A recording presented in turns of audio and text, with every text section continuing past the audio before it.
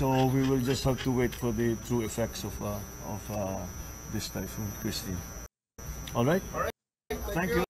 Every time na lang na merong dumarating na bagyo, hinihintay natin kung ano yung naging pinsala, at after that, pagkatapos nung lahat na nangyari na yon, doon pa lang tayo gagawa ng aksyon kung ano magagawa natin. Napakagandang game plan yan, sir.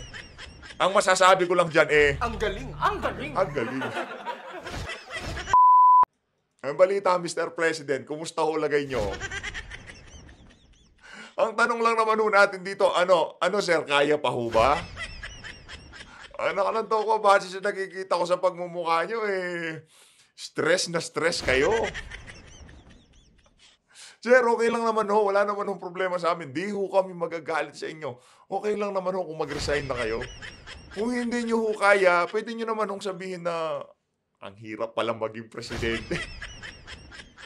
Pero yung pagpipilitan nyo, yung sarili nyo dyan sa pwesto, na hindi nyo ho kayang gampanan ang inyong mga trabaho, ang inyong trabaho, ibang usapan na ho yan. Kasi ang nakukompromiso ho dyan, ang safety ng ating mga kababayan. Grabe ho yung corruption dyan sa flood control. Ang hirap hong itago niyan, Mr. President. Etong si Saldico, naku po, siya ho ngayon hinahanap dyan sa Bicol. Oy, ako Bicol Party List. Anong tawag dito? Kaya Saldico, kumusta na ho yung flood control nyo dyan? Mamaya ako pag-usapan natin yan. Pero bago natin umpisa ng ating talakayan, hindi ho natin pwedeng kalimutang i-shoutout yung mga nagpakulay sa ating comment section. Shoutout ho muna natin na mabilisan, no? Ratsadahin ho natin na mabilisan yung mga kasama natin. Talaga naman napakatindi kung sumuporta sa PH Update. Pero ano ho mga kababayan, isang like at isang subscribe. Alam nyo naman ho kaligayahan ni PH Update. Like at subscribe lang ho, sobrang saya na ho natin dyan. Eto mga kababayan, shoutout dito kay JKQ23, Hakbang ng Maiso, Palakpakan, mega love shoutout. Ibang klase itong mga kasama natin dito sa PH Update. Dito kay Sir, kay Alcab05. Sir, maraming salamat. Ingat ho kayo dyan sa New Zealand. Mega love shoutout. Shoutout din ho dito kay Arisa rin. Ma'am Arisa yan. Maraming salamat ho. Itong si Ma'am Arisa, minsan di daw siya nagpaparamdam. Pero ginagawa ho niya tayong white noise. Anak ng toko. Pagka daw medyo busy siya, nakikinig-kinig, ginawa ho tayong radyo. Pwede rin naman ho kayo manood. Ito, at shoutout, ito meron tayong pahabol dito kay Ma'am Susan Fujikawa. Ma'am Susan Fujikawa, mamaya ko na ipakita yung nyo ha. Salamat ho sa 1,000 yen. Palakpakan ho natin itong si Ma'am Fujikawa. Thank you ho. Yan ho ang pinakulay nitong si Ma'am Susan Fujikawa. Mega love shoutout ho. Salamat sa 1,000 yen. Straight vote po kami sa Duterte senatorial lineup from Iwata, Icon, and Penthouse supporter. Maraming salamat to.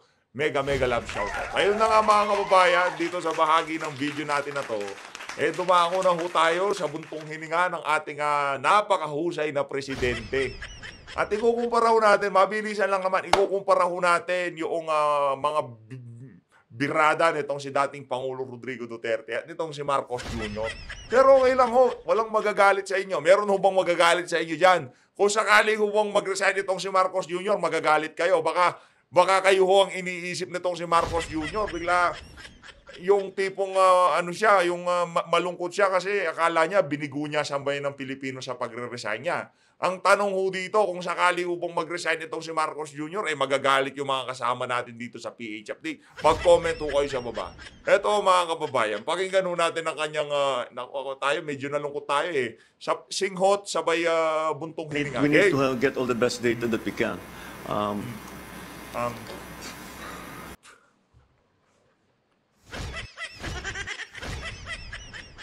Kung di kaya, wag ipilit. Ganyan lang naman ho kasi ang buhay, no? Kung hindi pa kaya, mag-practice, magpakahusay. Pag mahusay na, kaya na, bumira ka. Naku. Sir, sa lagay nyo na yan, sir, 3 taon pa ho. Kada taon, mahigit 20 bagyo dumadaan sa Pilipinas. Kada ho may bagyo ba, ganito nararanasan natin. Ngayon, pagka sinasabi ng iba, bakit yung pinagpapabalik-balik yung 5,500 flood control? Kasi ho, Yun ho napakalaking problema. Naglabas ng pera sa sambayanan pero wala ho tayong nakikitang resulta. At ang bagyo ay isa sa mga problema na hindi natin pwedeng ilagan yung tipong parte. Ayan na siya, gaganon tayo. Hindi ho. Yung mga natural disaster na yan, hindi ho nating yan. Kumbaga, si Mother Nature ang may pakanan yan. Tadhana, ika nga. Sa sobrang yabang nitong mama na to, sinubok ho yung kanyang 5,000 flood control. Yung mga nanunungkulan sa inyo, yung mga congressman nyo, tanungin nyo ho mga kababayan. Baka kung sa lugar nyo bumabaha at merong nakalaan na flood control fund para dyan, kailangan nyo hong tanungin yung mga mga leader nyo dyan. Dahil yung mga projects ho na yan, alam ho nila yan. At balita ho natin, etong mga congressman na to, ang lalaki ng kickback pagdating sa mga ganyang klaseng proyekto. Naku po, napakalakas ng ulan ngayong mga oras na to dito sa ating kinaroroonan. Mga kababayan ipagdasal ho natin ng sabay-sabay itong yung mga kababayan natin nandiyan sa Northern Luzon, nandiyan sa mga taga Bicol. Grabe ho, napakatindi. Ito kasing si Marcos Jr., inunayabang Huwag nyo kasi iunayabang. Inunay yabang, tingnan nyo tuloy, sinubok tayo ng pagkakataon doon sa 5,500 flood controls. Kakabida mo pa lang sa 5,000. Alam mo, Marcos Jr., kahit patapos na administrasyon mo, babalik at babalik tayo doon sa 5,500 flood control mo. Kaya kung ako sa'yo, para matapos ng paghihirap ng sambayan ng Pilipino, bigay mo na kay BP Sara yung pwesto na yan. Heto mga kababayan, dumako naman ho tayo dito sa mabilis na comparison kung paano sumagot itong si dating Pangulo Rodrigo Duterte pagka merong ganitong klaseng kalamidad at kung paano i-address nitong si Marcos Jr. itong mga ganitong klaseng sitwasyon na kung nasaan tayo ngayong mga panahon na to. Pakinggan nyo mga kababayan at kayo ho ang umusga. Nung napanood natin to, medyo naluha-luha pa ho tayo Yung tipong, grabe, namimiss na kita, Tatay Tix. Nasaan ka na? Lakas ng ulan sa amin. Bigla lang ho natin na-miss itong si Tatay Digong. At alam ko, maraming makakabi sa mga kasama natin dito kay dating Pangulo Rodrigo Duterte. Ito na ang buong video mga kababayan. Pakinggan nyo kung paano ang tugon nitong dalawang presidente na to pagka merong ganitong klaseng kalamidad o ganitong klaseng kaganapan sa ating bansa. Game! My regional officer para magsabi when they can come in. So that's what we're waiting for now. So wala na. We are at the mercy of the weather as we always are. Naku, meron ho tayong problema dyan, Mr. President. Yun na ho ba yung pinaka-best nyo? Wala ho ba kayong naka-preposition ng mga equipment o yung mga kababayan natin na hindi dapat sila magpanik dito sa sitwasyon natin na to? Wala ho ba kayong pampalubag na loob na statement, anak ng tokwa? Kaya ang sinasabi ho natin dito sa PH Update, panalangin ho natin ng sabay-sabay yung mga kababayan natin na hindi ho hanggang liig mo ngayon yung mga nangyayaring pagbaha. Lampas bubong ho, base sa nakikita natin sa social media. Kaya ang atin dito, kung hindi nyo na ho kaya, mag-resign na ho kayo. So we will just have to wait for the true effects of this typhoon, Christine. All right? Thank you. Every time na lang na merong dumarating na bagyo, hinihintay natin kung ano yung naging pinsala at after that, pagkatapos ng lahat na nangyari na yon, doon pa lang tayo gagawa ng aksyon kung ano magagawa natin. Napakagandang game plan yan, sir. Ang masasabi ko lang dyan Ang galing! Ang galing! ang galing. Diba? Si Tatay Digong, pakinggan nyo ho ang atake ni Tatay Digong dito. Game. Yung tipong kung nininervous kayo, naku, lakas ng ulan. Pagka narinig ho ng mga kababayan natin, itong mga ganitong klaseng litanya ni Tatay Digong, naku po, kahit na nagpapanik yan, nandyan ang Pangulo. Hindi tayo iiwan yan. Pakinggan nyo ho ito mga kababayan. My countrymen, mga kababayan, while we are facing the heavy downpour and strong winds of Ulysses, I assure malakas yan. everyone that your government is on top of the situation. Naku. From the beginning, various government agencies have already been mobilized to respond to the situation on the ground. I renew my call on all local government units and concerned agencies to ensure that the well-being and safety of our people remain the top priority. Grabe naman yan. As per inuutusan niya ho kung sino yung pwedeng kasi yung mga local government officials, sila talaga first responder diyan. Anak ng tokwa, wala wala ka kasi mahina ang iyong ano, singot ka kasi ng singot, wisit ka. Anak ng tokwa, ina-address ni Tatay Digong kung sino yung mga nasa lugar, kayo na maunang umatake diyan. 'Di ba? Etong si ano, puro singot, iniintay pa yung MDRRMC, DPWH, DILG, DSWD. Oo, malalaking ahensya yung kailangan yung mga yon para talagang dire-diretso ang pagtulong sa ating mga kababayan. Pero kung sino muna yung nasa lugar at kung mga merong naka-preposition na mga kagamitan o kung ano pa mang ayuda yan, sila na muna umatake. Ngayon ho kasi, kailangan muna magpabida, magpabongga, magpakita ng national government na nandun sila. Sila ang mamimigay ng ayuda. Pambihira talaga, oo. Tuloy! President, I guarantee you that your government will do its best to provide assistance Siyang matikas na in the saludo. form of shelters, relief goods, financial aid, and post-disaster counseling. Rest assured, Hindi, kay Marcos, ano na, post-disaster counseling na. yung mga tulong na nabanggit ni Tatay Digong, hindi ho niya alam yun. Kasi ang gagawin niya, singhot muna siya bago siya magtrabaho para para yung tipong kagaya niyan, para ho sir kayo hindi natutulog. Alam niyo yung mga nangyayari ngayon sa ating bansa, hindi ho yan kayang takpan ni Alice Go. Hindi ho kayang takpan nitong si Confidential Fund. Naku, yung nakalubog doon, anong pakialam mo sa Confidential Fund ni Bibi Sara? Lubog yung bahay ko. Daig pa ako ng ninakawan, nasinugan. Lahat ng bagay sa loob ng bahay ko, hindi ko na mapapakinabangan. Ref, TV, computer, lahat. Pati yung mga outlet, kasi pagka napasukan ng tubig yan, delikado ho yan. Kailangan re-rewire lahat yung buong bahay. Ganoon ho katindi ang baha na yan para rin ho kayong nasunugan. Pero itong presidente natin, walang pakialaman ng tawa. Grabe. Grabe ho siya. Grabe. the government will not leave anybody behind. We will get through this Pati crisis, paa. I assure you. As one nation, kapit po tayo, mga kababayan, magbayanihan po tayong lahat. Mabuhay ka, Mr. President, no? Marami hong nakakami sa inyo ngayong mga panahon na to at marami sa aming mga kasama dito sa PH Update. Kaya sobrang miss na ho kayo, Mr. President. Bumalik na ho. Kung pwede lang, no? Kung pwede lang natin pabalikin ito si Tatay Digong kasi hindi ho pwede. Dito sa bahagi ng video natin na to, meron daw ho tayong hindi natalakay. Yung Blondie daw na nagtestimonya. Hindi, ito na muna. Comment react lang muna kayo dun sa pagtugon ng dalawang presidente na yan sa magkaparehas na sitwasyon. Mga kasama, yung bagyong Ulysses, isa ho yun sa malakas na bagyong bumayo sa ating bansa noong panahon ni Tatay Digong. Pero nakita niyo ho yung composure ng nitong si Tatay Digong at ng administrasyon niya, ng gobyerno.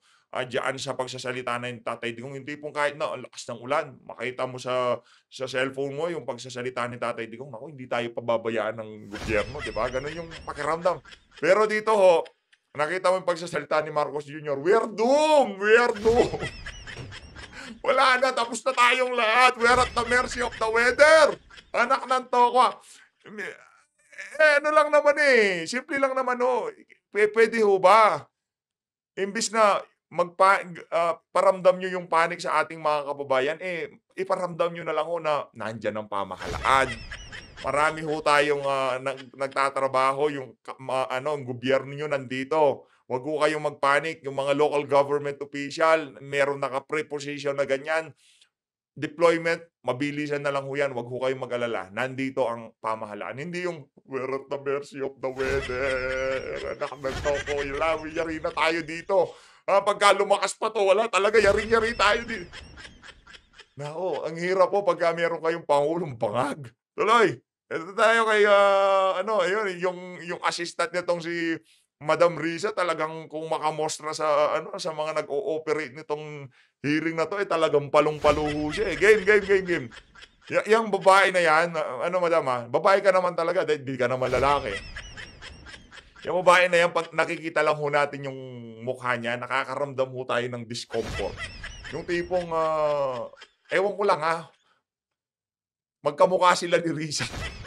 Tuloy, game. You Naku, cannot naku, see nawala siya. the video Oh. of the Yeah. Ipapa-identify itong si Jacqueline Can you confirm Roy. where- Go. where if Jack Roy is Right here? Nako, between Ate Ingrid and Ipaw. nako.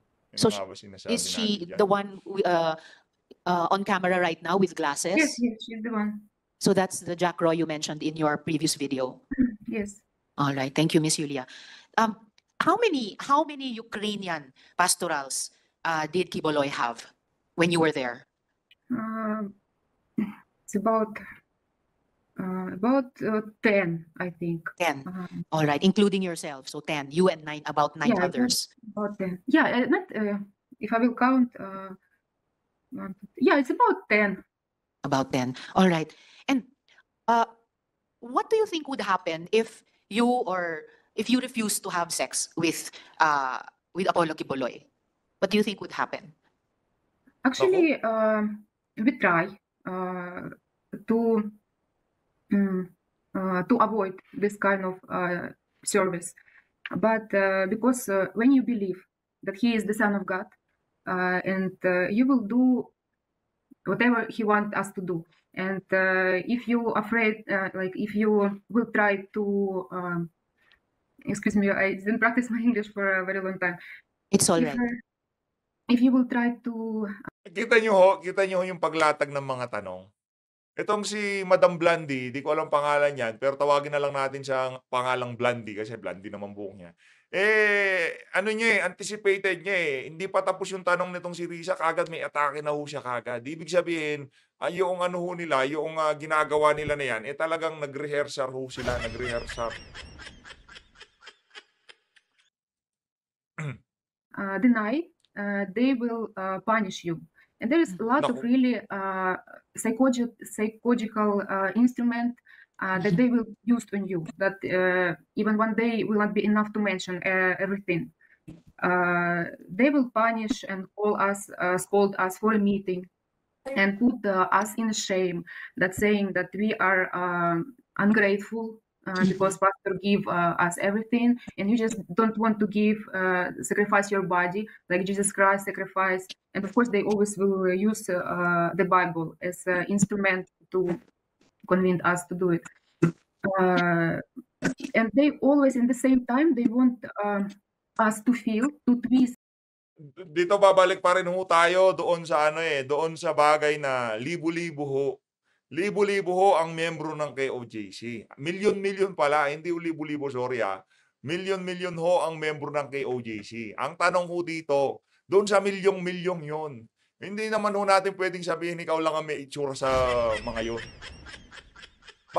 Bakit yung mga nagsasalita dyan, yung mga nagsalita na noon, yung mga nakagawa na, gusto ko nating marinig, Senator Risa Hontiveros, yung mga bagong mukha, ika nga. Yung mga yan yung mga sinasabi nila, paulit-ulit na lang ho yan Kumbaga yung script nyo, yung tanong nyo, yung sagot nila, matagal na ho naming narinig yan. Kumbaga ngayon, gusto ho naming makarinig ng bago. Gusto makarinig ng sambayan ng Pilipino kasi sa milyong-milyong miyembro, kung yan lang ang mga magpapatotoo, may problema ho tayo dyan. Meron ho talaga tayong problema dyan. Our mind to feel that this kind of service, it's a very big privilege. So we will be willing to do it with our will. So he will say that because nobody can deny that there is a pastoral ministry, even Mr. Kiboloy himself, and everybody knows that only girls and young and beautiful women are included there. And everybody knows, nobody can deny, even the full-time workers, that we all live separate from any others, under the same roof. Our rooms are next to him, so he have free access to every room to to. Wow! Ang galing naman noon. Grabe talaga to. Grabe. Palakpakan ho natin. Yung script ho talaga ni Tore na yung kwarto ni Kibuloy, pinapaligiran ng kwarto. Kasi yun ang script nila doon sa kay OJC. So kailangan nilang kailangan nilang i-solidify yung kung ano yung mga nakita nitong si Tore doon sa kay OJC compound. At itong mga ganitong alitanya nito, hindi ho natin narinig nung unang nagsalita yung ali na yan. Ngayon, kinukumpirma yung mga sinabi ni Tore doon sa kay OJC compound. para talagang mapatutuhanan na talagang yung mga kwarto nakapaligid. Eh, anong magagawa niyo gano'n ho pinagawa yung, ano na yun, yung, struktura, 'no? Eh, at, paano niyo nalamang mga babae ang, nakatira dun sa kwarto na yun? Base dito kay ano, kay, Torre, 'di ba? Nakita niyo bang natutulog dun yung mga babae? Wala nga kayong dinatnan dun, 'di ba? Puro mga empty rooms lang, eh. Oh. To each room, and nobody can uh, nobody know his life behind the door. That's why no, there's no full-time workers that know what is happening there. So when you try to, like for example, there was several times that I tried to deny this ministry of sleeping with him, because we have a schedule, like, and he will be the one to put the schedule. Who will be the one tonight? And Jack Roy, in my time, it was her ministry to invite girls to pastor's room. And actually to invite the girls to this ministry, to pull them in his room. And Miss Julia, you told us something very important. You said that nobody can deny that there was such a thing as a pastoral ministry. You told us that twice. And you said that if you refused to give those kinds of service, that sexual service, as you tried to do several times. Grabe 'no, ngayong panahon na 'to kakampi natin yung ano, yung weather. Para mapamukha dito sa mga Talyanista at Ensaimada, eh, bangagya ang sinusundan niyo. Walang kuwenta 'no. Maiba ho tayo kasi nakita natin itong post ni Spoke Sari. Bicol, stay strong. 9.4 billion po ang flood control project sa inyo noong 2023. Naku po, laking problema 'no. That you would be punished, including Yeah. through psychological instruments. Yes, you said that they could try to twist your mind. What kind of psychological punishments and what other kinds of punishments did they impose on you if you tried to deny this kind of sexual service? like as I said, there was a schedule, and there was one time I tried to deny because one day he's Alam niyo ano ang tawag diyan sa mga ginagawa nila na yan? Trial by publicity. Kasi alam ho nila, hindi ho yan tatayo sa korte. Hindi ho yan tatayo sa korte. Pagka hinarap yan sa mga judge, pagka krinos-examine ho yan ng abogado, naku po baka mahihi sa lawal yang si Ma'am Blandino. Hindi ho yan ubra dyan. Yan, yung ginagawa nitong si Senator Risa Hontiveros, hindi naman ho hindi naman ho cross-examination yan. Ang ginagawa ho niya, kinukumpirma niya, yung kumbaga pinapalabas niya na yung sinasabi ng ali na yan, talagang yan ang dapat niyong paniwalaan. Ang dating I ang will dating be ganun. the one to call you. Who will be the one tonight to present yourself to me? But I want you to be voluntarily to come to the Jack and to put yourself in the list. And me and some other Ukrainian girls whom I know, we we never go and put our names in the schedule. And then, because he said, Mr. Kibuloy said that I want to see those who are really doing that willingly and who is not. And me and some other girls have a separate room in pastoral ministry. And after he waited 1 week, 2 weeks, or about 1 month, I don't remember exactly, but there is such a time that nobody from us asked to do this ministry. And then he started to come by himself. Like, for example, he had the key of each room, and just in the middle of the night, he come to my room and have sex with me. Then, and you cannot run away. You cannot say I don't want, because if you say I don't want, he said you didn't overcome your flesh, and if you will not obey, you will go to hell, like things like that. And other night, Ano ang napapansin niyo dito sa Ali? Meron ho siyang script na binabasa. Grabe sa Ukraine. Sa tingin ho natin, ang hirap po ngayon ng buhay sa Ukraine.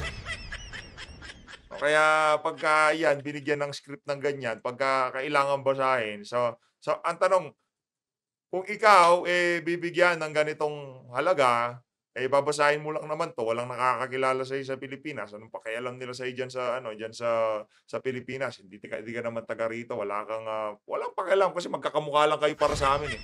Blondie, maputi, matangos ang ilong, yun lang naman kayo sa amin, eh, magkakamukha lang kayo, 'no? Kasi sa Pilipinas, iba, talagang makikilala at makikilala ka. Kumbaga walang mawawala sa'yo kung gagawin mo yung mga ipinapasabi sa inyo na yan. Kaya lalong nagiging nagiging, walang bigat ang mga testimonya nitong ano na 'to, nitong, Ukrainian na 'to. Meron sa US, meron sa Canada, meron sa Australia, meron sa iba't ibang dako ng daigdig. Ang tanong ho natin, nasaan na yung mga witness do'n sa mga lugar na yun? Like we have all dinner together, and I feel that by the way he look at me, I understand that this night he might come. So I didn't sleep in my room. I go in other room, and in the middle of the night he was looking for me, and he find me in girls in the room the girls live all together. So because in my mind I thought that he will not come if we are many, but he come and he said, you have 5 minutes to come back in your room, and if you will not come you will have a problem in the morning. So different kind of instrument they used. I know there's like for example other girls who said that, and also me, I use this as an instrument, like for example it's the time to serve, and I will say I cannot do it because I have menstruation, and because we are mature, they didn't do that these cruel things that they have done to the girls that they're younger. So Jack came to the girls and said, I want to check your panty if there is napkin or not. And the girls just remove their pants to prove that they're not lying. So of course he know that we are not willing that to do it, and we are forcing that to do it, and we don't want to do it. But Yes. he likes the most girls he like, it's those who try to deny, because he said, I want you to overcome your flesh. I want you to be on the next spiritual level when flesh are nothing to you. Like for example, And after all, you said that Pastor had free access to the rooms. He even had keys to the rooms. So about the schedule that you mentioned, Miss Yulia, do you mean Monday, Tuesday, Wednesday, Thursday, Friday, Saturday, Sunday? It was a young girl or a young and beautiful woman. No rest day. Every day there was somebody scheduled. yeah, there's for every night he never stay alone. And all the girls that were living in a pastoral area, they like they have this kind of ministry. Someone have just several times to experience that, and some have to do it like all the time, like almost every week.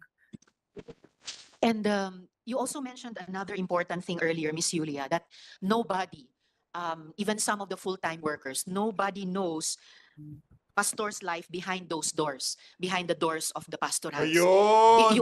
Yun! Kasi walang ibang makakapagpatotoo. Imposible naman yun. Tawagin mo yung mga kasama mong ginawa ng gano'n ni Pastor Kibuloy para magkaalaman tayo. At tayo, hindi tayo membro ng KOJC.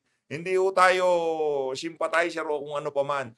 Kung totoo, hindi man niya sinasabi ni Madam, okay lang ho sa atin, wala akong mawawala sa atin. Pero ang atin dito, yung ginagawa ng administrasyon na to sa SMNI, sa KOJC, talagang magkakakabit-kabit.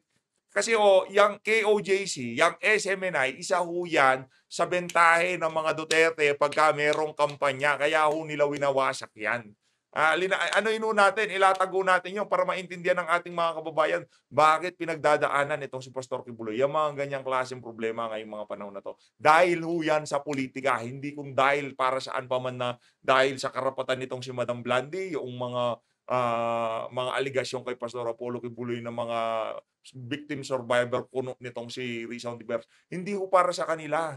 Hindi naman para sa kapakanan nila, para sa kapakanan ng 2028 presidential election ho. Lahat ng ginagawa nila na yan. Kasi pagka wala na nga namang SMNI at KOJC sa ere, di ba? Yung wala ng 7 million na sure vote itong mga Duterte na to, napakalaking bagay ho noon. Jack or Jacqueline Roy as your groomer, how did she groom you? At first, it's a long story because in order to do it, it's not a very quick way. So I will try to make it short. Yes, Like please. when I was in transferred to a pastoral area and I started to live with Atejak, I was very new. I even didn't know English, any word of English, and he was very in hurry to pull me in pastoral to pastoral ministry. And there was one time Atejak, it was night, and she called me and she said like he wants to talk to you. And I came to his room and he had Russian Bible. He opened Russian Bible and because he cannot talk to me in English. And he said, I want you to read this verse in Russian. So I opened this Bible and there was a verse, I don't know how to say it in English, translate in English. It's about, there's a scripture about to sacrifice your body. Mm. And he was trying to ask me, are you ready to sacrifice like your body? And he put his finger on the bed because we were sitting on the chair before the bed. And he showing to the bed and he started to pull me. And then I was, because I was very new and everything that I know about him was good. And I get scared, I get shocked because like in my mind, this is really what he mean by pulling me to the bed. And I ran away from the room and there's a garage in front of Bible school. But in that time there was Sampayan, a big place with a lot of stuff. And I ran away because where I can go? I'm in other country. Where I will go? So I ran away and I hide myself there. And I was just crying because I was thinking how to go home. I get a problem and who can help me to go out of this. And then when it's already morning, of course, I have to appear where I cannot stay there forever. And when I come back to the room, Atejak was very mad to me. And they said that you run away from him, you don't have any respect to the Son of God. And they like start to let me feel that I'm guilty. And then I guess they realized that it's too early for me. I'm not ready yet. I'm not still not brainwashed that I can do it. So they explained that. They called me again and they said, "You don't worry. This is you because they saw my reaction. They know that they cannot do it. I will just go away." And they said, "You don't worry. You help me this word. Misunderstood? You misunderstood. Oh. He just want to trust try your faith to know if your motive of coming here are really real. And they again use the verse of the Bible when Abraham sacrificed his son, and he said it was just like what he used to you, and this example. Miss Julia. It comforts. Pero in fairness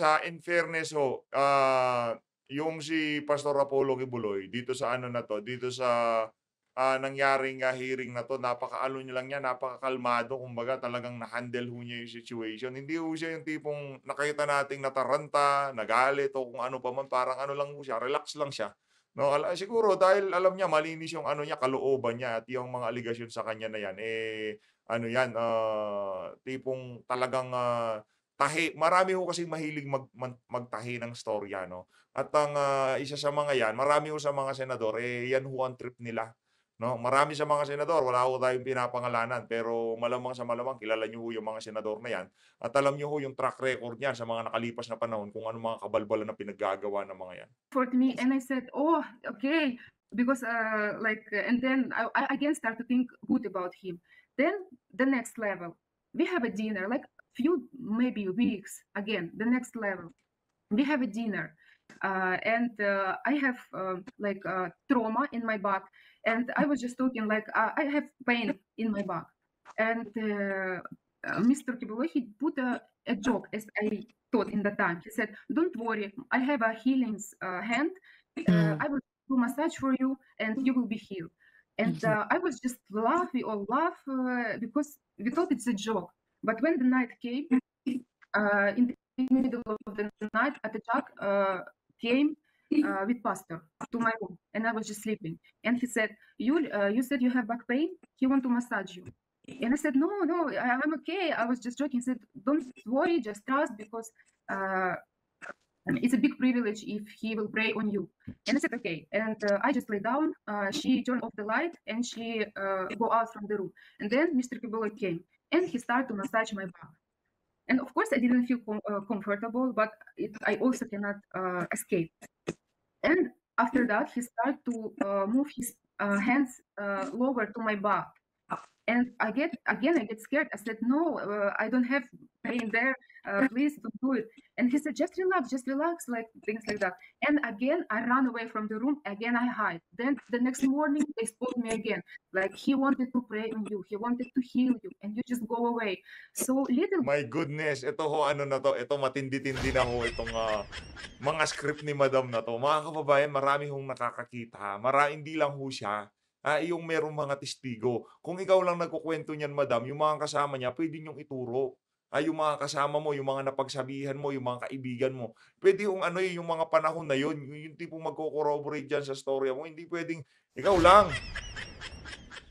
Pagka ikaw lang ho kasi, ang hirap pong paniwalaan, lalo na, nakikipag-communicate kayo dyan sa, dito kay Senator Risa Hontiveros. Meron ho kasing history yan pagdating sa mga resource person. Yun ang problema natin. by little, really, I cannot mention all, but I want you to get the point. Miss That, Julia, there is a before, lot of trick that they were using. Miss Julia and colleagues, the minority leader has to leave. Salamat kaayo, Senator Coco, for attending. Miss Julia, before my last follow-up question to you at this point, I'd just like to quickly ask Miss Jacqueline Roy. Miss Roy, quickly lang po at this point, narinig nyo yung mga sinabi ni Miss Julia. Do you confirm what she said?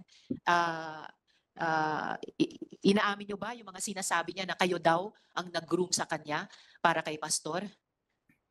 Good afternoon po, Senator.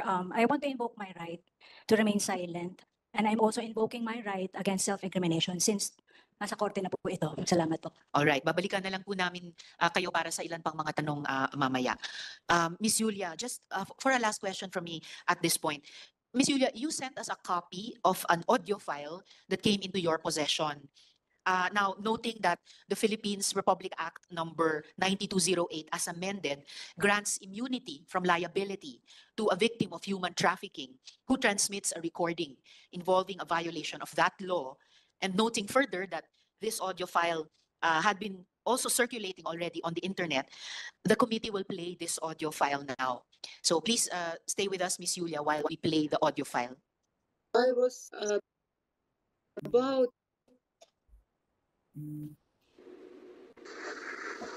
ang makagamit sa inyo ang anak lang. Walay lain, walay kabubuton niya. Ikaw, panik, may number 1 niya. Pag gilapas ni mo, imo gilapastanan ang balaod.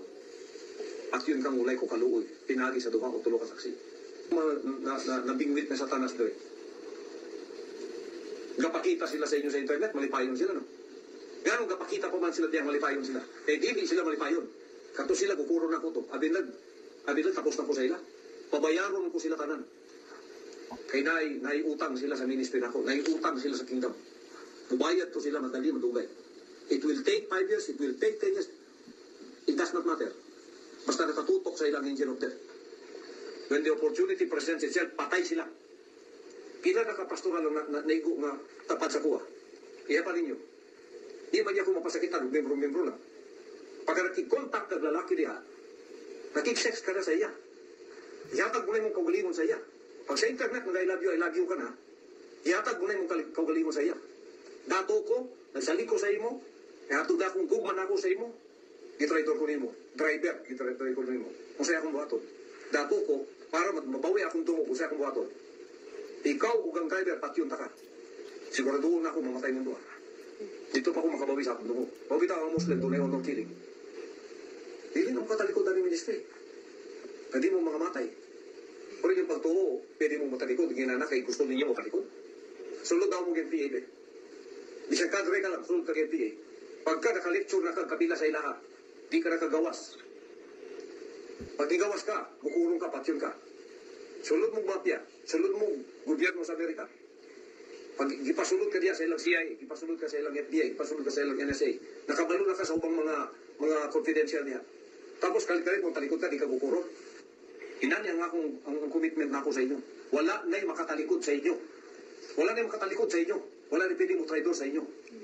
Pag nag-traidor mo, na'y magkukod sa inyo. Patay mo dito. Kapahamakan ang inyong yantuan. I-implement ko na ito. Anong una-una ninyo na ba? Pagkalaluman ninyo ang panguna-una ninyo sa ministry na ako. May pamilya mo. Ikaw pa ni, may nahan ka din, may suol ka. Katuwing suol ni mo. Pati lang mo isuol sa gawas. Kung doon natin na. Wala ibili na na. Hindi na nakalalo ang commitment na ito dire. Kung nakikomunicate mong lalaki, pagkatapos mag-report mo sa kuwa dire.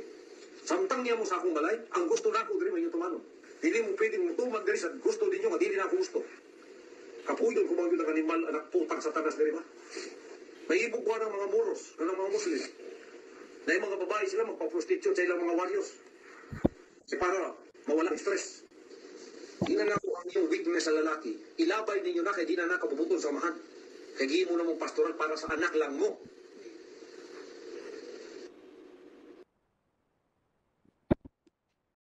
Ayun na nga mga kababayan, dito na ho natatapusin ang ating reaction video.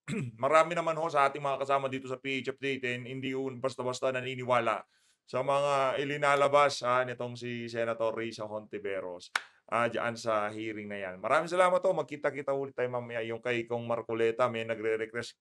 Gawin daw natin ang reaction video. Mag-ingat ho kayo lahat mga kababayan.